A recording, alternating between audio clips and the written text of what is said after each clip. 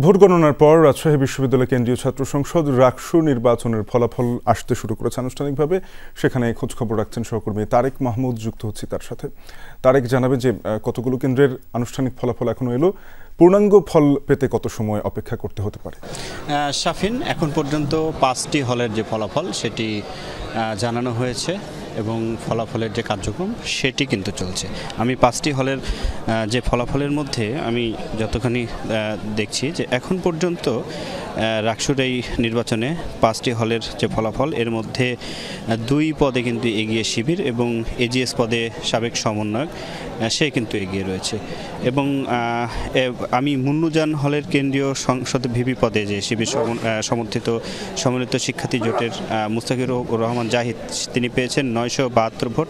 তার নিকটতম প্রতিদ্বন্দ্বী ছাত্রদল সমর্থিত প্যানেলের শেখ নূর উদ্দিন আবির পেয়েছে 236 ভোট এবং জিএস পদে আধিপত্য বিরোধী ঐক্য প্যানেলের সালাউদ্দিন আম্মার পেয়েছে 841 ভোট।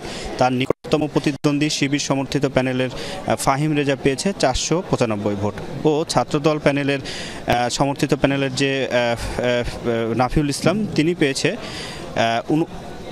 89 ভোট এবং এজিএস পদে শিবির সমর্থিত সালমান সাব্বির, তিনি পেয়েছে 553 ভোট এবং ছাত্রদল সমর্থিত জাহিন বিশ্বাস এশা, তিনি পেয়েছে 378 ভোট।